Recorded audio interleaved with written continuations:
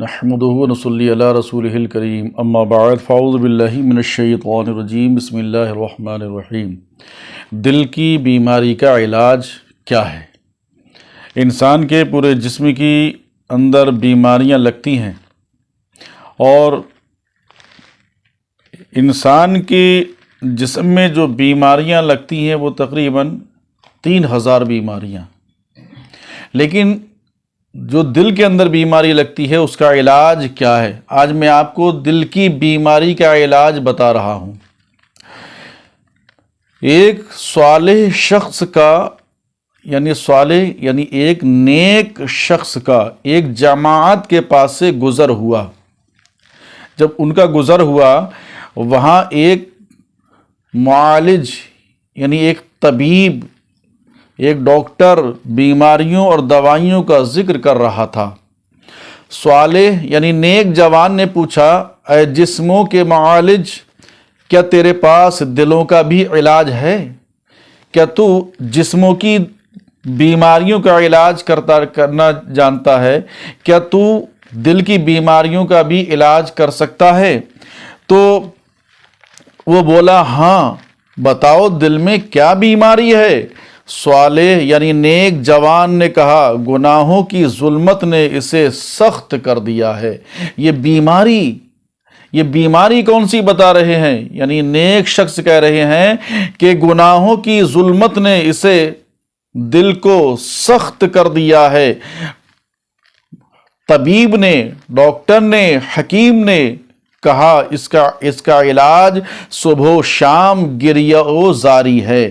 یعنی اس کا علاج یہ ہے کہ تم صبح و شام خدا کی بارگاہ میں روتے رہو، استغفار کرو، رب غفور کی اطاعت میں سعی اور اپنے گناہوں پر معذرت طلبی سے دوا لو، تو یہ شفا رب کے پاس ہے۔ یعنی اپنے گناہوں پر معذرت طلبی کرو، یعنی معذرت کرو، یا اللہ میں گنہگار ہوں تو مجھے نیکوکار بنا دے۔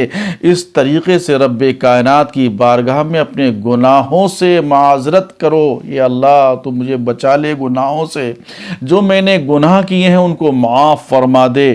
تو دوا تو یہ ہے، وہ بتا رہے ہیں کہ دوا تو یہ ہے اور شفا رب کے پاس ہے۔ سبحان اللہ۔ وہ صالح جوان اتنا سنتے ہی بے حال ہو گیا اور کہنے لگا، تم واقعی ایک اچھے طبیب ہو، تم ایک اچھے ڈاکٹر ہو، تم ایک اچھے حکیم ہو، لاجواب علاج آپ نے مجھے بتایا ہے، میں آپ کا شکریہ ادا کرتا ہوں۔ معالج نے کہا یعنی حکیم نے کہا، یہ اس دل کا علاج ہے جو تائب ہو کر اپنے رب کی حضور آ گیا ہو۔ ایک شخص نے ایک غلام خریدا۔ دھیان سے سنیے گا، یہ واقعہ بہت اچھا واقعہ ہے اور بڑا لطف آئے گا انشاءاللہ۔ اگر آپ نے دھیان سے یہ میرے بھائی سن لیا تو آپ کا نماز میں کھڑے ہو کر خیال ادھر ادھر، آپ کا دھیان بالکل بھی نہیں جائے گا۔ ایک شخص نے ایک غلام خریدا۔ غلام نے کہا، اے مالک میری 3 شرطیں ہیں۔ یعنی غلام نے کہا میری 3 شرطیں ہیں، جب نماز کا وقت آئے تو مجھے اس کے ادا کرنے سے مت روکنا، یہ میری شرط ہے۔ یعنی میں تیرے یہاں کام تو کروں گا، میں تیرے یہاں مزدوری تو کروں گا، میں تیرا غلام تو ہوں لیکن تیرا خادم تو ہوں، لیکن میری 3 شرطیں ہیں۔ ان شرطوں میں سے ایک شرط یہ ہے کہ جب نماز کا وقت آئے تو مجھے اس کے ادا کرنے سے منع مت کرنا۔ دوسری شرط یہ ہے کہ دن کو مجھ سے جو چاہو کام لو، مگر رات کو مجھ سے کوئی کام مت لینا۔ تیسری شرط کیا ہے؟ تیسری شرط یہ کہ مجھے ایسا کمرہ دو جس میں میرے سوا کوئی دوسرا نہ آئے۔ یہ میری 3 شرطیں ہیں۔ مالک نے تینوں شرطیں منظور کرتے ہوئے کہا، گھر میں رہنے کے لیے کہیے کوئی کمرہ پسند کر لو، آپ آئیے دیکھ لیجئے، جو آپ کو پسند آئے کمرہ اس کو پسند کر لیجئے جو اچھا لگے۔ غلام نے ایک خراب سا کمرہ پسند کر لیا، بڑا بوسیدہ کمرہ پسند کیا۔ مالک بولا، تو نے خراب کمرے کو کیوں پسند کیا؟ غلام نے جواب دیا، اے مالک یہ خراب کمرہ اللہ کے یہاں چمن ہے، چنانچہ وہ دن کو مالک کی خدمت کرتا اور رات کو اللہ کی عبادت میں مشغول ہو جاتا۔ ایک رات اس کا مالک وہاں سے گزرا تو اس نے دیکھا کمرہ منور ہے۔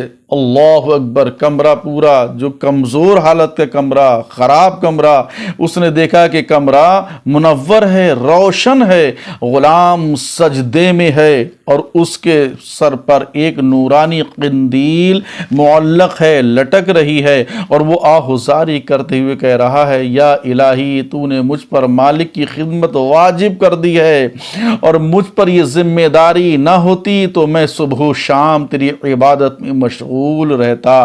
عبادت کا مزہ تو دیکھیے، عبادت کا لطف تو دیکھیے۔ اے اللہ اے اللہ میرا عذر قبول فرما لے۔ مالک ساری رات اس کی عبادت دیکھتا رہا، یہاں تک کہ صبح ہو گئی، قندیل بجھ گئی اور کمرے کی چھت حسب سابق ہموار ہو گئی، اور وہ واپس لوٹ گیا، اور جو سارا ماجرا تھا وہ اس نے دیکھا۔ جب دوسری رات ہوئی تو وہ اپنی بیوی کو ساتھ لے کر وہاں پہنچ گیا، وہاں دیکھا تو غلام سجدے میں تھا اور نورانی قندیل روشن تھی۔ وہ دونوں دروازے پر کھڑے ہو گئے اور ساری رات اسے دیکھ کر روتے رہے۔ جب صبح ہوئی تو انہوں نے غلام کو بلایا اور کہا، ہم نے تجھے اللہ کے نام پہ آزاد کر دیا ہے، سبحان اللہ، تاکہ تو فراغت سے اس کی عبادت کر سکے، تجھے ہم نے آزاد کر دیا۔ غلام نے اپنے ہاتھ آسمان کی طرف اٹھائے اور کہا، اے صاحب راز ظاہر ہو گیا، اب میں اس افشائے راز اور شہرت کے بعد زندگی نہیں چاہتا۔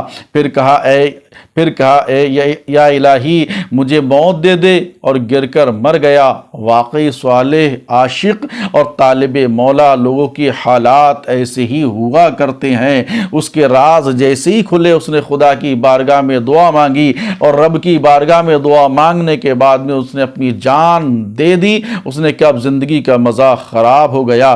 حدیث شریف میں ہے کہ حضرت عیسیٰ اور حضرت یحییٰ علیہ السلام اکٹھے بازار میں جا رہے تھے، ایک عورت نے انہیں زور سے ہٹایا۔ حضرت یحییٰ علیہ السلام نے کہا، رب کی قسم مجھے اس کا پتہ ہی نہیں چلا کہ عورت نے مجھے زور سے دھکا دیا، زور سے مجھے ہٹایا۔ توجہ دیجئے، سنیے گا غور سے۔ حضرت عیسیٰ علیہ السلام نے کہا، سبحان اللہ، آپ کا بدن تو میرے ساتھ تھا مگر دل کہاں ہے؟ حضرت یحییٰ علیہ السلام نے جواب دیا، اے خالہ کے بیٹے، اگر میرا دل ایک لمحہ بھی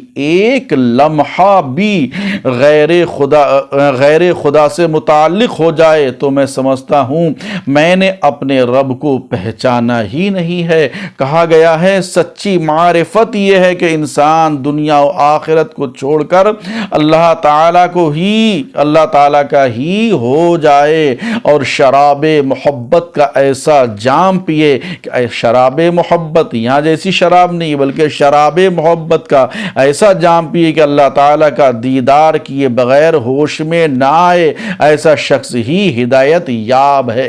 اللہ تبارک و تعالی ہمیں خدا سے بے پناہ اللہ رب العزت کی بارگاہ میں دعا ہے کہ ہمیں خالق کائنات زیادہ سے زیادہ عبادت کرنے کی توفیق عطا فرمائے، اور ہمیں زیادہ سے زیادہ اس کے پیارے رسول صلی اللہ علیہ وسلم سے محبت کرنے کی توفیق عطا فرمائے۔ استغفر اللہ ربی من کل ذنب واتوب الیہ۔